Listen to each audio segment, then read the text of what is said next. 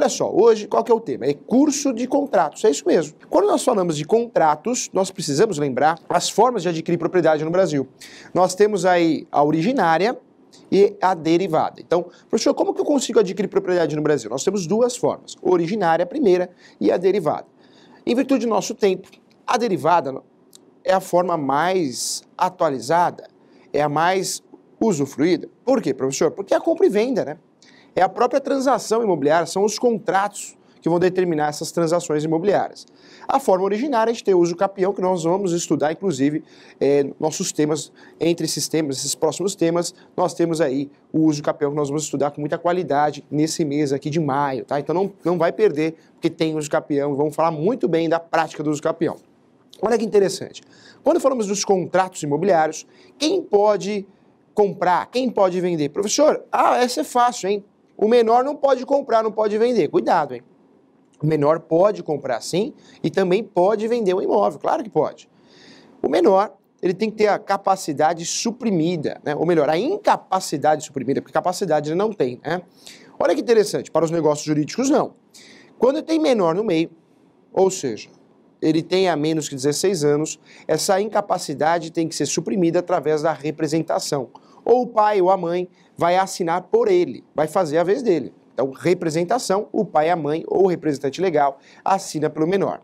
Professor, e dos 16 aos 18, que é a incapacidade relativa?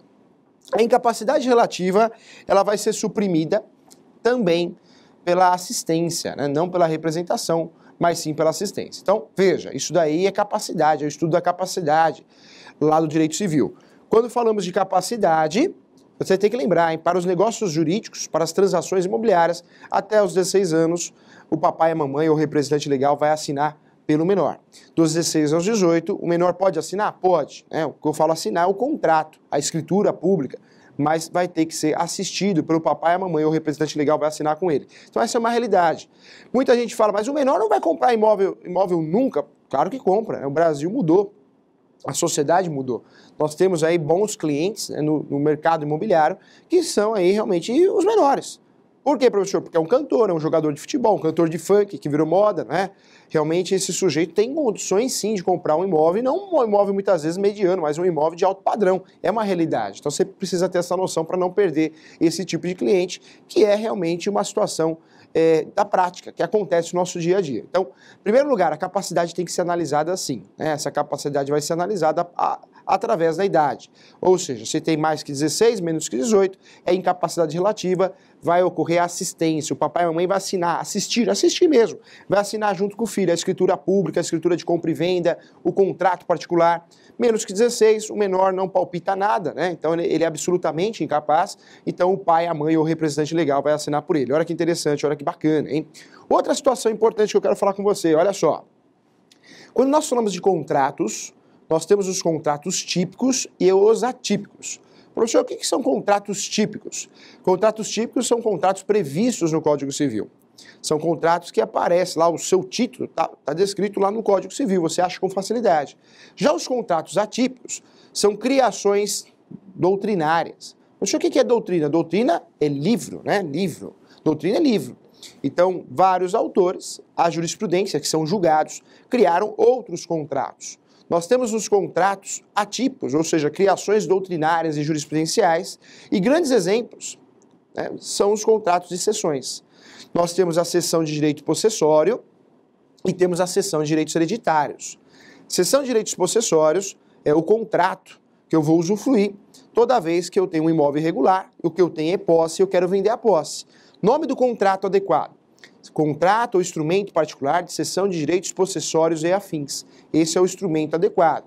Tem muito cartório, né? O Tribunal de Justiça, o cartório, ele delega ao Tribunal de Justiça. Então, o cartório, ele é delegado, né? O Poder Judiciário, ele delega essa função ao cartório, é delegação. Então, quando eu falo de cartório, que é gênero de diversas espécies, atualmente, em diversos estados, existe aí a proibição do tabelião fazer o quê? Escritura de posse. Não pode mais fazer escritura de posse. Então, hoje, atualmente, quem faz a escritura de posse? Não mais a escritura, mas o instrumento particular de posse. São os advogados, né? E aí tem que ser um contrato muito bem feito, muito bem elaborado. O contrato de cessão de direitos possessórios eu só faço quando o meu cliente só tem posse, ele não tem domínio, não tem registro, ou seja, ele tem o imóvel irregular. Outra cessão que é muito utilizada no Brasil é a cessão dos direitos hereditários, né? O contrato de cessão de direitos hereditários é muito utilizado no Brasil, também criação doutrinária e jurisprudencial, porque não está previsto em lei, para que aquele herdeiro possa vender o imóvel sem realmente fazer o inventário. Nós sabemos que na situação morte, causa morte, tem que ser feito o inventário. O inventário é o quê? Na verdade, eu vou pegar o patrimônio, o ativo, pego o passivo, ou seja, as dívidas do falecido, do chamado de cujos, faço essa contabilidade, né? Ativo menos o passivo, o que sobra é partilhado. Professor, todo caso tem que fazer inventário, né? Não é bem assim, né?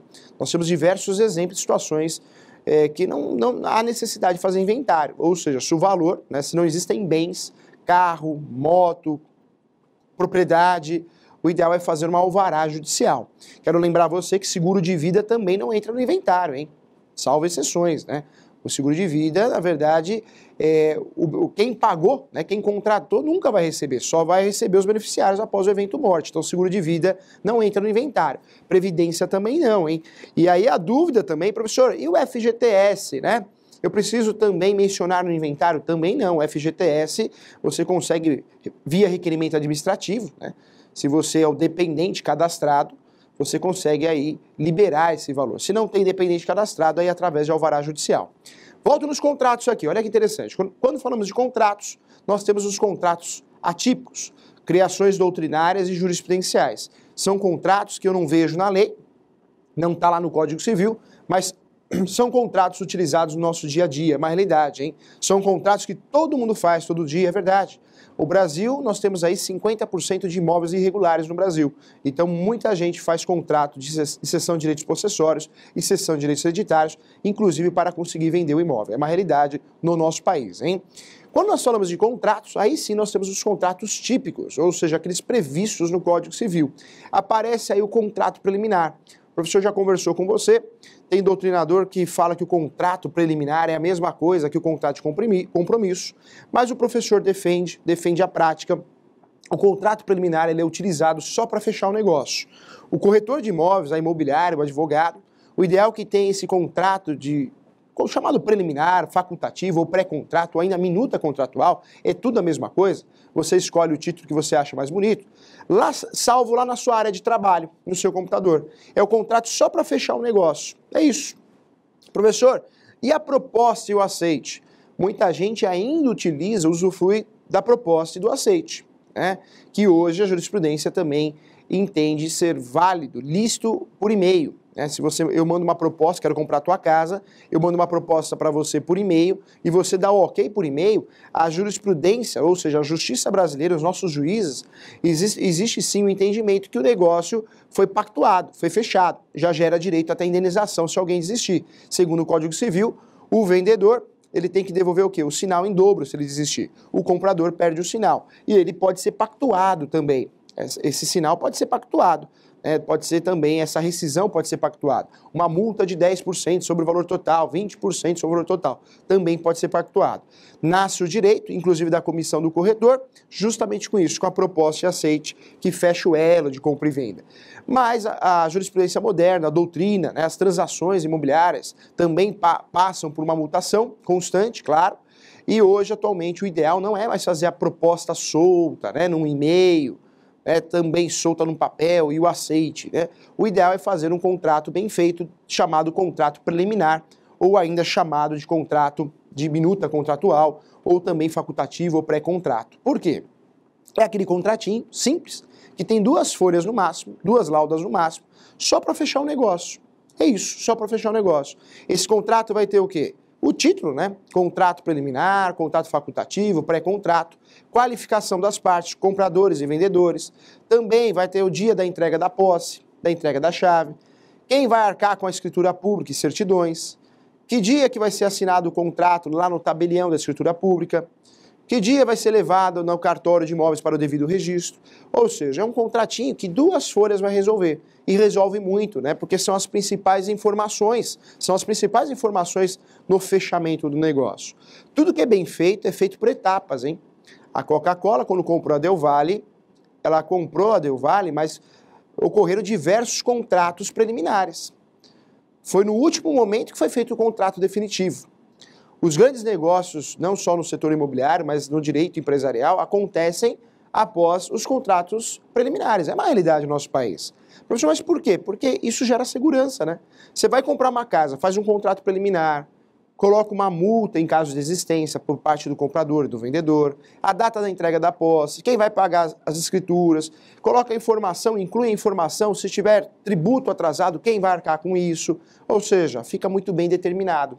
As pertenças, né, que se encontram dentro do imóvel, ou seja, se tem algum bem dentro do imóvel, se vai ficar ou não vai ficar, se o vendedor vai levar embora. Então fica muito bem feito.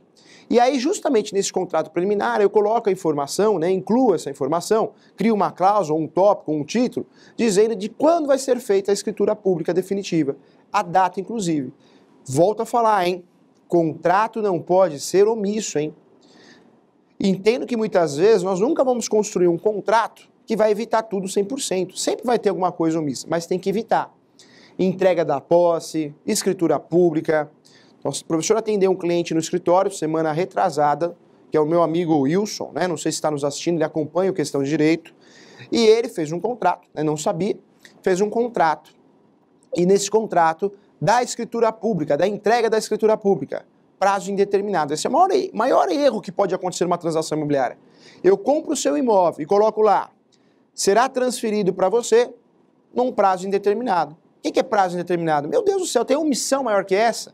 Ou seja, olha, eu não transferi para você, você está me cobrando aqui, mas é indeterminado. Eu estou pensando em fazer isso daqui 50 anos. É uma realidade. Então, cuidado, hein?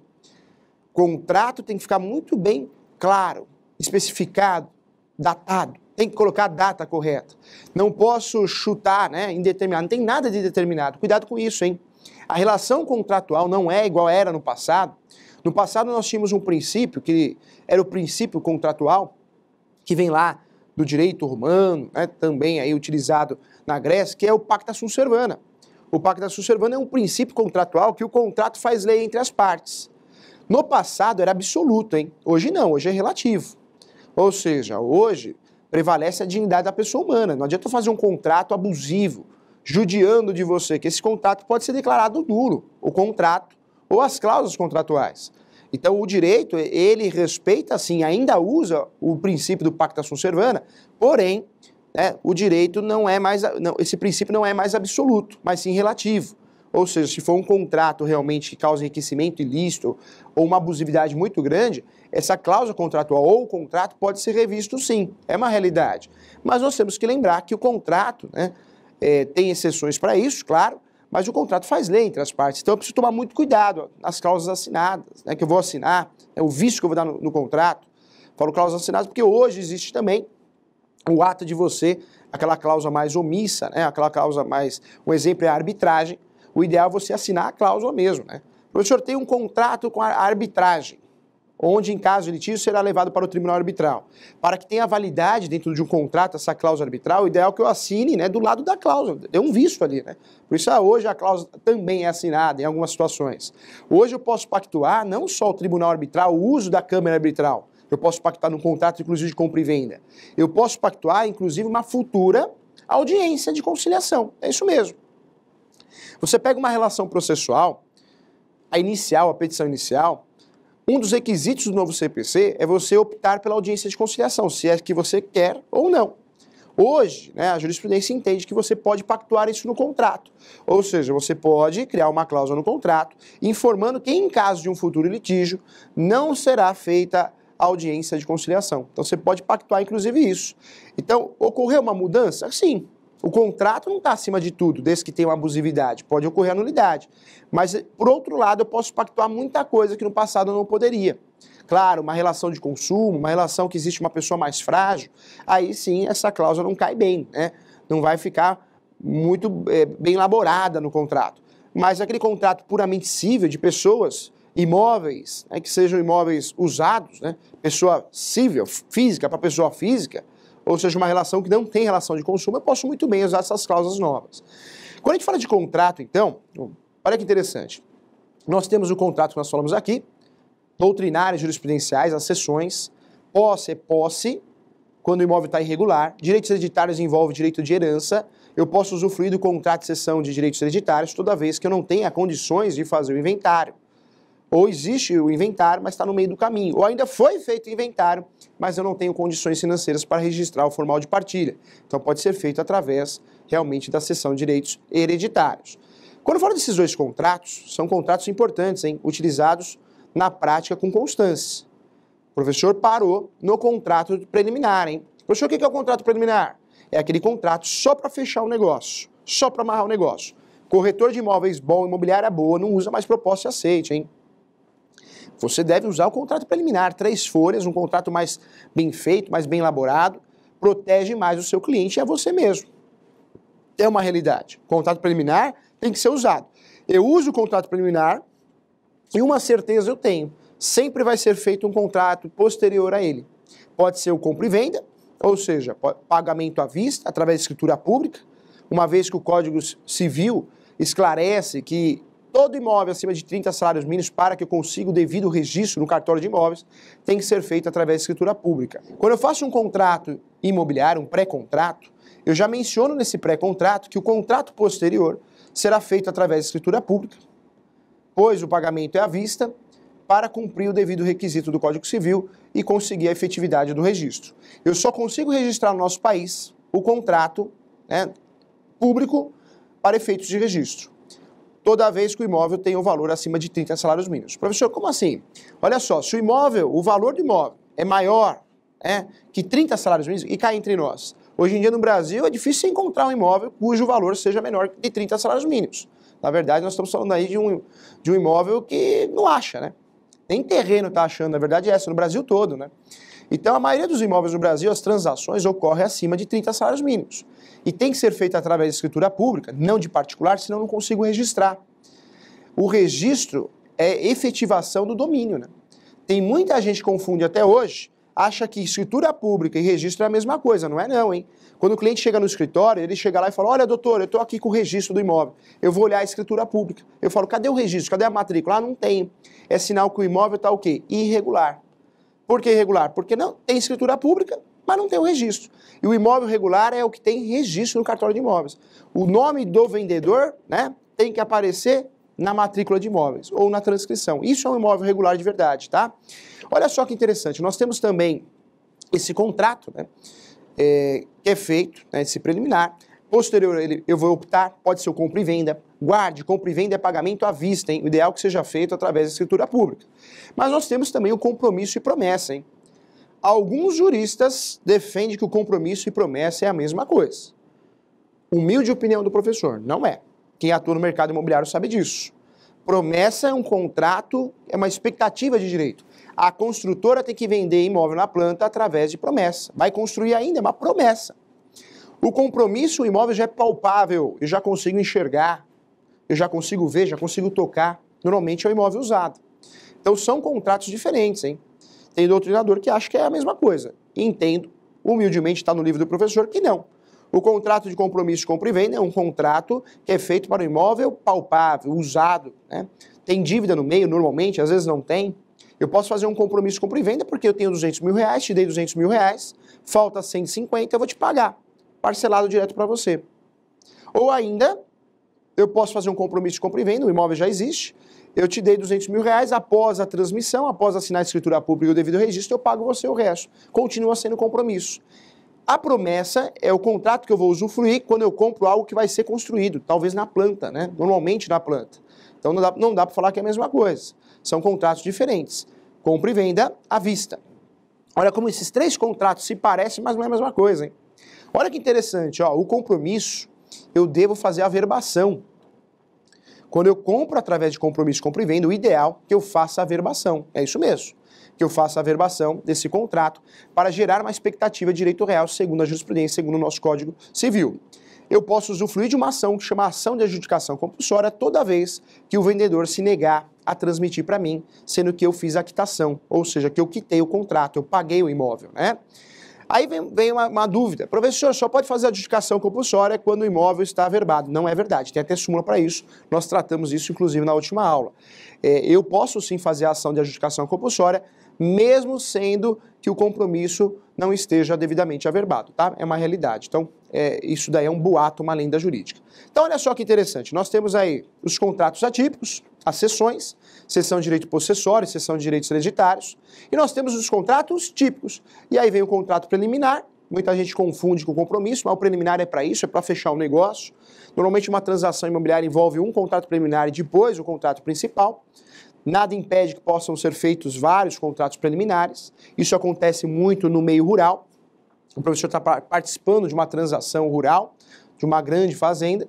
O que a gente está elaborando em parceria com outros colegas? Diversos contratos rurais. Então, diversos contratos de compra e venda de imóvel rural.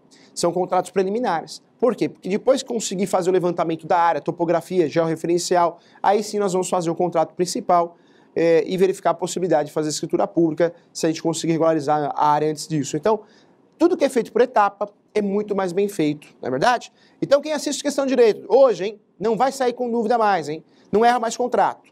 Compromisso de compra e venda é o contrato que eu vou usar quando tem dívida no meio, direto com o proprietário. Mas o imóvel existe, é palpável, eu consigo enxergar, o imóvel usado. Promessa, está na planta, vai ser construído, uma expectativa de direito, hein? Cuidado. Nós temos o compra e venda. Compra e venda é pagamento à vista, hein? Compra e venda é pagamento à vista. O ideal já é fazer escritura pública para conseguir fazer o registro. Senão, não consigo registrar com um contrato particular. O contrato de cessão, você já sabe, nós temos as cessões, direitos hereditários e direitos possessórios. Então, uma noção importante, hein? Cuidado, nós podemos pactuar hoje nos contratos, audiência de conciliação, é uma realidade. Tribunal arbitral ou câmara arbitral, podemos pactuar isso também. Muitas coisas podem ser pactuadas. E nós temos os adjetos especiais também. São as cláusulas importantes, como retrovenda, venda a contento. São cláusulas determinadas, previstas no Código Civil. São cláusulas que eu posso usufruir nos meus contratos de compra e venda também. Professor, o que não pode faltar no contrato? O que não pode faltar no contrato realmente é o título adequado, correto, o objeto. Copia a matrícula do imóvel, hein? Não pode ter preguiça para fazer contrato. Copia lá a matrícula do imóvel na íntegra. Isso é muito importante no objeto. Isso faz a diferença para efeitos de registro e averbação no cartório de imóveis. É importante também tomar cuidado com a capacidade da parte. Se for incapaz, eu vou suprimir, através da assistência ou representação. Isso é muito importante. Todo contrato tem que ter multa rescisória, hein? Tem que ter multa rescisória porque depois dá confusão. Prazo da entrega da posse, isso não pode faltar. Se você é corretor, corretora, proprietário de imobiliária, já menciona numa cláusula também da corretagem, a sua comissão, isso é importante, protege o negócio também, isso também pode ser feito sim, ok?